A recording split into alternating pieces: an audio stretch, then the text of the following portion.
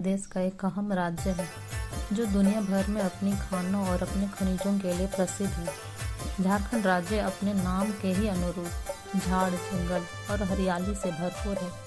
इनकी पहचान सिर्फ यहाँ के खनिज पदार्थों से ही नहीं बल्कि अपने जनजातीय समूह की वजह से भी है। यहाँ का जनजातीय यानी आदिवासी समाज बेहद शांति प्रिय और जमीन से जुड़ा हुआ है। झारखंड के आदिवासी अपने रहन सहन में जितने सरल हैं, उनकी धरोहर उतनी ही धनी है। सरहुल इनकी अनकही और अनसुनी सभ्यता का महापर्व है। सरहुल का शाब्दिक अर्थ होता है साल के पेड़ की पूजा। झारखंड साल की लकड़ियों और पत्तों का सबसे महत्वपूर्ण स्रोत है और इनके पत्ते कटोरे बनाने के लिए उपयोग किए जाते हैं, जिनमें त्योहारों के दौरान प्रसाद वितरित किया जाता है।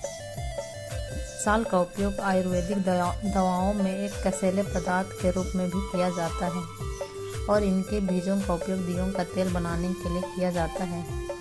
ऐसा कहा जाता है कि सरहुल की प्रथा महाभारत के युग से चली आ रही है। कहानियों के अनुसार महाभारत के युद्ध में कई आदिवासियों ने कौरवों की तरफ से पांडवों के विरुद्ध लड़ाई में भाग लिया था। इनके मृत सैनिकों के शरीर की पहचान करने के लिए उनके समुदाय के लोग उनके मृत शरीर को साल के पत्तों से ढक देते थे।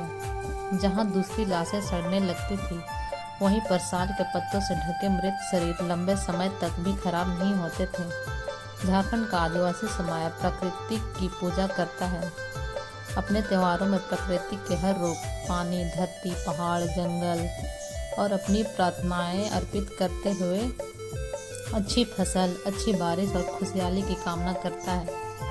सरहुल यूँ तो उरांव या कुड़ुक समुदाय का मुख्य रूप से मनाया जाने वाला पर्व है, लेकिन झारखंड, छत्तीसगढ़, अंडमान जहाँ कहीं भी झारखंड जनजातीय बस्ती है, वहीं इनमें धूमधाम से मनाया जाता है। क्या आप जानते हैं सरहुल के त्यौहार के पहले जितने भी नए खाने वाले फल फूल जैसे कोहड़ा फूल, फुटकल,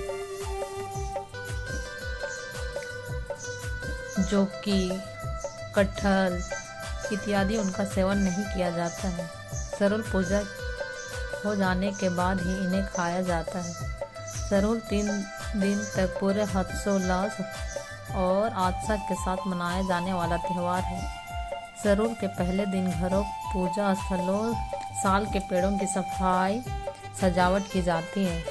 त्यौहार में बनने वाले खास व्यंजनों के लिए सामग्री खरीदी जाती है। परिवार के मुखिया व्रत भी रखते हैं। घर के कुओं को भी साफ किया जाता है और यह एक खास उद्देश्य से किया जाता है। साफ करने के बाद रात भर इस साफ कुएं में जितना पानी जमा हो जाता है, उसे घड़ों